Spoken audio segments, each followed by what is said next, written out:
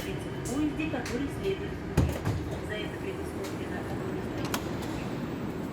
Hello there, everyone, and welcome back to Russia in Context. Today, we are at one of the newest stations on the Moscow Metro, Potapovo. Potapovo is the southernmost metro station on the Red Line, better known as Sokolnicheskaya Line in Russian.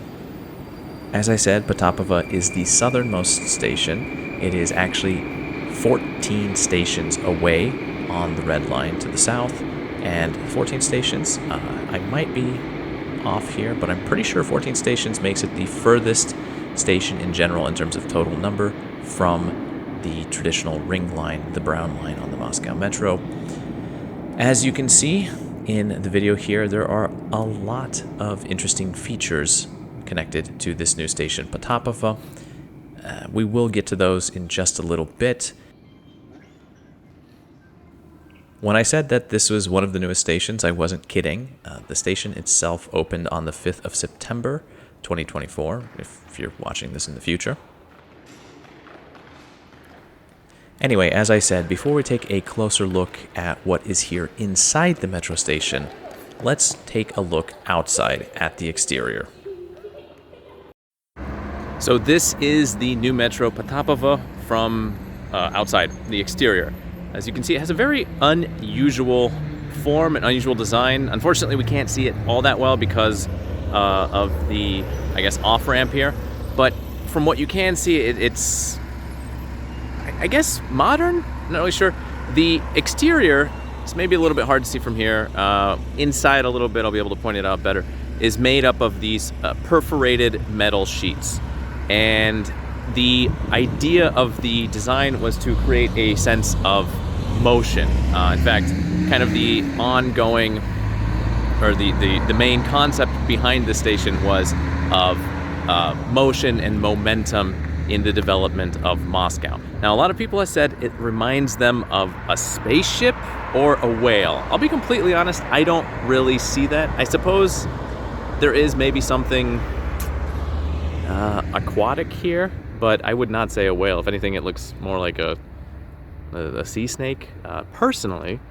And I feel like this is fitting with the overall theme of the going underground and coming back out of it. It reminds me a little bit of, you know, the worm from Dune or even Beetlejuice, if you want to go with that. So that's what I'm going with. If we look towards the end there, there is, put it right there, that sort of little white thing that goes out there, that's actually the tunnel. So one of the things with Potapovo, it is an above ground station. I'm going to turn around so the sun isn't blinding you in the face. It's an above ground station, and there aren't that many of them here in Moscow. Potapovo being on the Red Line, though, is maybe not a surprise. The Red Line has 3 above ground stations. There is Filatov Lug, Prokshina, then there's 2 that are basically underground, although they're kind of above ground as well. And then we have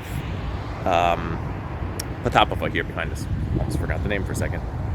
And the thing with Potapovo and all of these above ground stations is that they are much easier and faster and cheaper to produce. So I suppose maybe part of the reason that they have this massive thing, or the exterior is so unusual, is because they had extra money to spend in the budget. That said, the real reason, almost certainly, that they have this massive thing on top, and it's you're probably not going to be able to see it on the video. I can see it a little bit myself, but through the perforations, you can start to see what makes Potapovo special. And the thing is, Potapovo is the first above-ground, climate-controlled metro station in Moscow.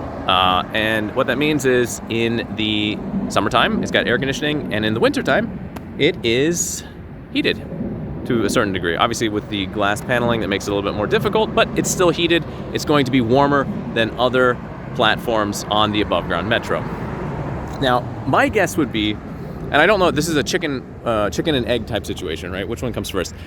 Basically, my whole question is, did they decide to do the climate controlling after they came up with the design and realized that they could hide all of the not so beautiful ventilation system underneath this metal exterior, or did they come up with the climate-controlled idea first and then decide that they could just hide everything below this metal exterior? I don't know, but regardless, this is what we have, and it's not bad. It's not bad. The idea of there being a climate-controlled station which is above ground. Obviously, when you're underground, it's not an issue because in the summertime, it's going to be relatively cool. In the wintertime, it's going to be warm, too warm sometimes, depending on the station.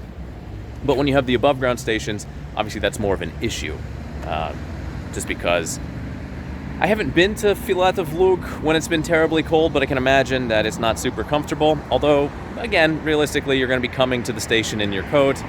So, still not a huge issue, but it's a nice idea.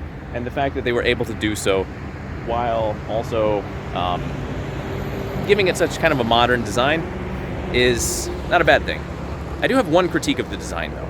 And I'm sure some of you are going to say that I'm just trying to rain on the parade here. But look at it here behind me, right? Take a look at it one more time together. It's interesting, to be sure, but it doesn't really have much of a personality on its own.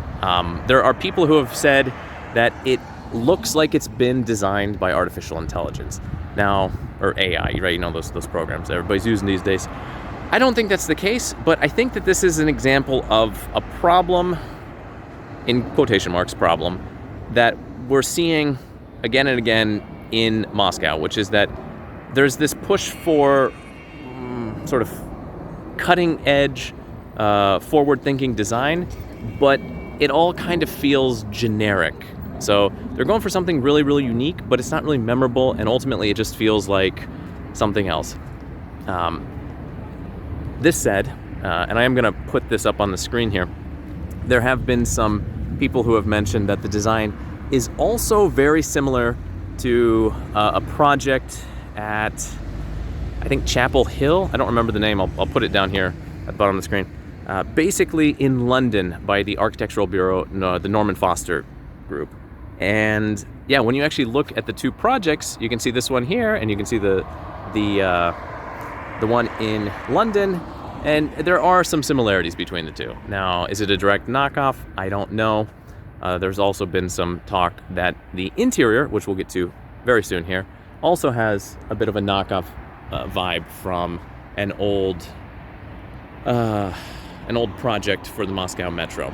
But we'll talk about that more a little bit when we get inside. I do want to point out real quickly, though, one thing I do like here are these seating areas. Take a look. And what I like about them is that it's cement.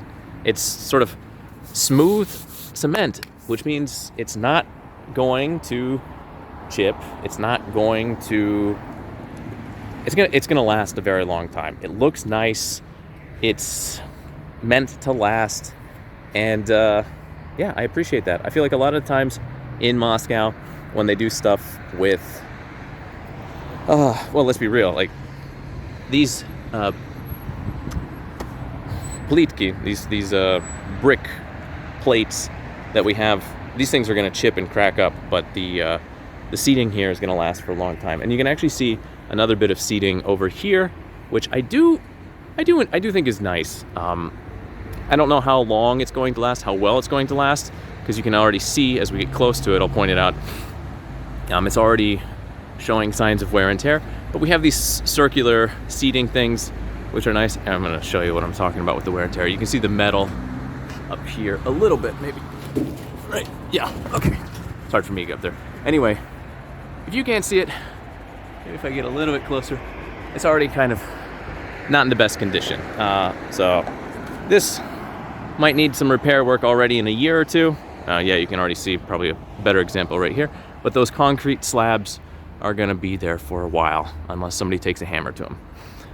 And while we're here, let's take a look too at the entrance design, because it's worth noting it is supposed to obviously resemble the exterior of the metro station as well.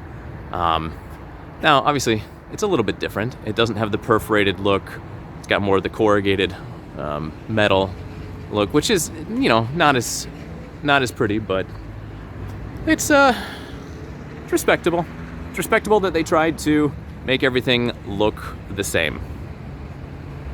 Also, let's talk for a second about what effect the metro station is going to have on the surrounding area. So obviously, when you build a new metro station, the idea is that it will allow people greater access into the city, which will reduce traffic congestion.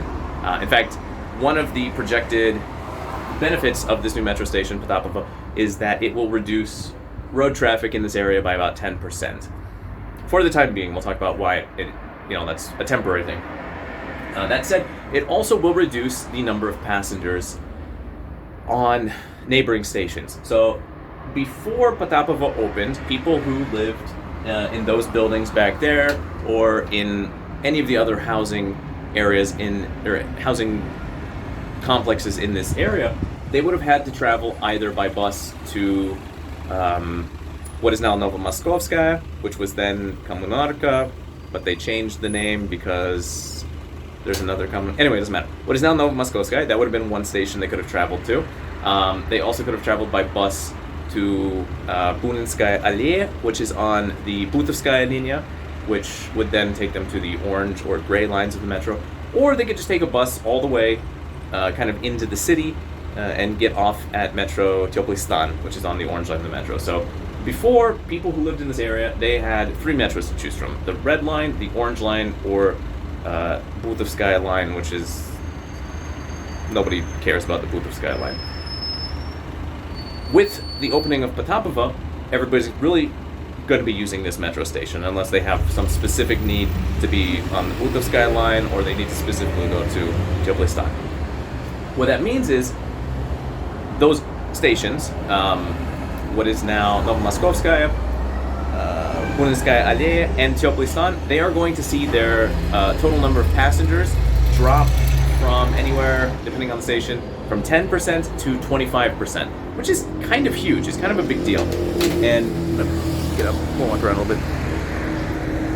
Now, granted, as I said with the traffic situation, that is temporary. And the reason that this is temporary is because currently Potapovo has a daily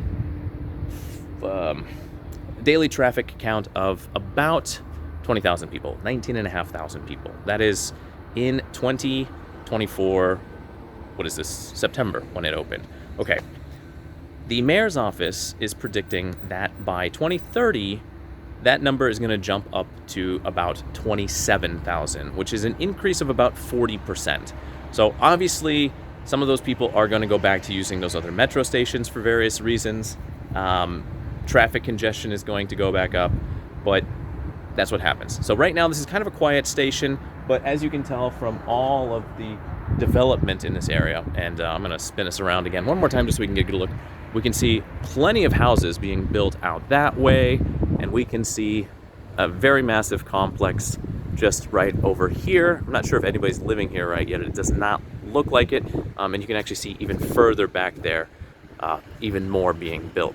So yes, this region, this metro station is going to get a lot more use in the coming years as they continue to build up the surrounding area.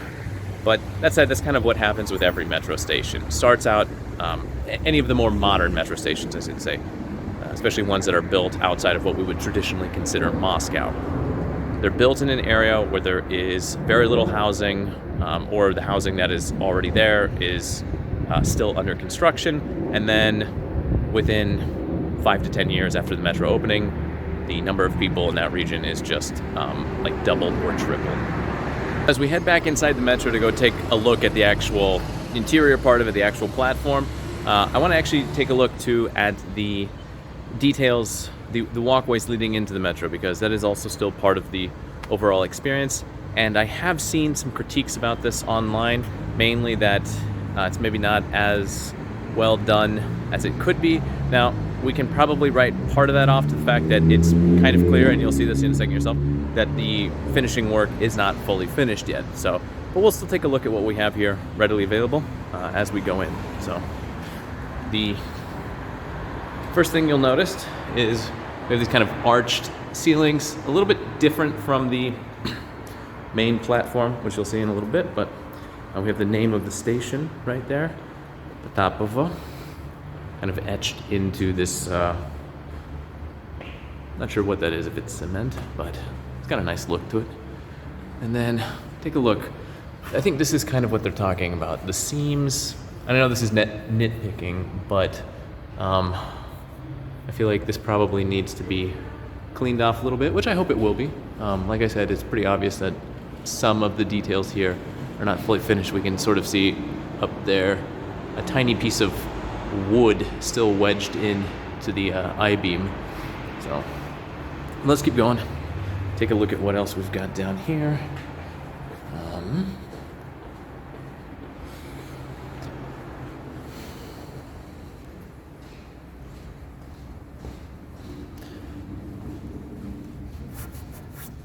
Just so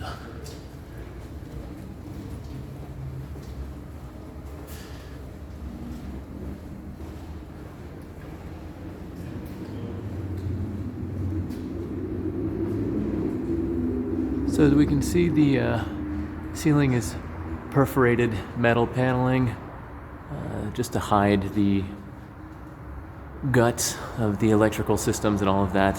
And as far as I can tell, the wall is just paneling, although it looks as though it is supposed to also have that sort of concrete look, but it's got a very hollow sound to it.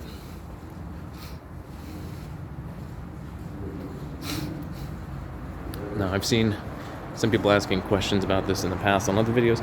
These are for blind people, or for people with hard of sight. So the ones that are in a straight line tell you which direction to go, and then the, I guess, polka dot pattern lets the person with the cane know that they need to pay attention to which way they are going.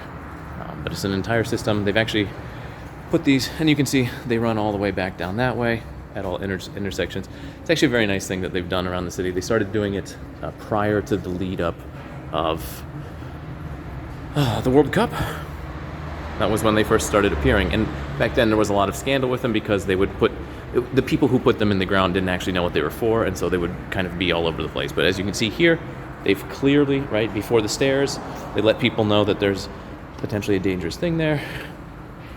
But yeah.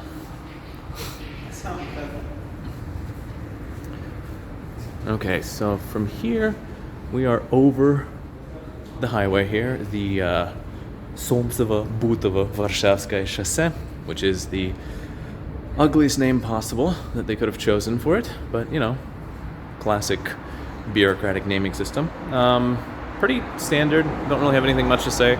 It's got a nice, spacious, kind of light design, and you can see here there's some grates for airflow, so.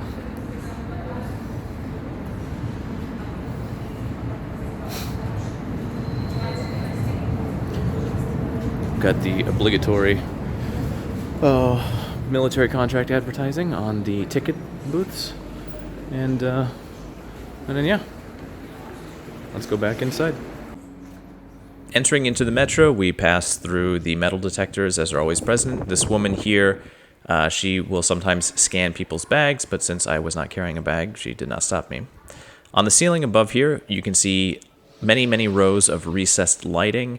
This was at one point in time kind of a big deal on the new metro stations, but it's become so common, you almost stop paying attention to it now. Not that it's a bad thing, it does have a nice effect, but ultimately it's kind of losing its appeal. Now here, I mentioned earlier how there were holes in the steel outer covering so that light could come in, and this we can actually see here, it works very well. You can see that the lights on the floor, it's got these fun little almost honeycomb patterns with the shadows that are being cast.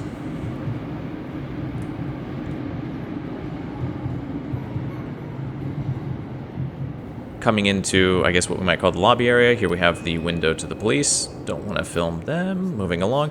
And over here, we have the cashier desk. This is all stainless steel. They've been doing only stainless steel in the metro. It's kind of a very important thing because it doesn't rust, obviously. And then here we have a little machine, a new version of an old one. They have older ones in some of the older stations where you can check the balance on your card. And yeah, I actually have enough left for a few rides, so Let's enter the metro. Put the Troika card on there, scan it off. 57 rubles is the cost if you don't have an unlimited pass. If you have an unlimited pass, then yeah, obviously it's unlimited. But yes, for single rides, if you just pay per ride, it is 57 rubles. As Potapovo is the final station, on the left here, we will see the train pulling into the final station. Everyone on that train has to get off, obviously, because it will then turn around and come back. The red train here is kind of a classic retro car, Krasnaya Strelka. It's modeled after a Soviet-era version of the metro cars. They have these retro wagons and retro trains that come through the metro pretty regularly. I would say that the red line has them a lot more than others. The train on the right here is going to go down to the end of the track, and then it's basically going to turn around and just head back out in the other direction. Now the sculpture, which you probably wouldn't understand, is actually intended as a separate work of art. If somebody didn't tell you that, here on the platform, it actually hides the support columns, which help to support this sort of massive ceiling here. It's the work of Dashi Namdakov, a sculptor whose works typically are inspired by stories and legends of Russia's indigenous Buryat people. This work right here is a little bit different. It's got kind of a brutalist vibe to it with the concrete look and feel, but there's also an elegance to it in just the fluid form of how things move and flow together. Obviously, it's pretty much impossible to see because of the highways on both sides of the station, but in idea, from the outside, this sculpture should look almost like a skeleton on the inside of this building. Again, giving credence to this idea that the whole structure, when viewed from afar, is supposed to resemble some sort of giant creature.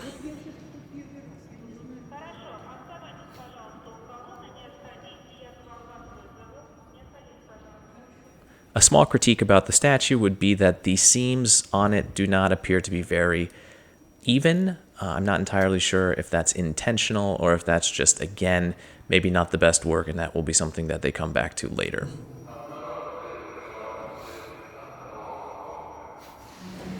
One final small complaint is that the name of the station, Potapovo, is not really featured anywhere on the station. You can find it on the sides of the stairs if you go far enough back in either direction, but obviously I understand that it's very hard to feature it when you have windows on both sides of the platform and a sculpture that you do not want to desecrate with this name. That said, I do really like the way that they've done it here, just like they had on the entrances. It is tastefully done, it has a nice look, and it would be nice if it could be featured more prominently someplace else.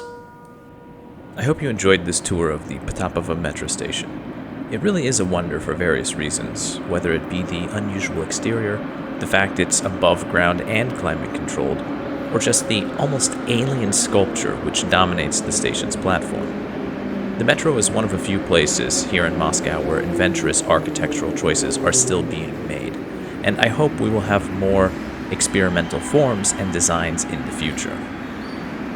However, my train back is here, an older model which reminds me of my first trip to Russia nearly 2 decades ago. It's a classic. Until next time, this has been Russia in Context. Thanks for watching.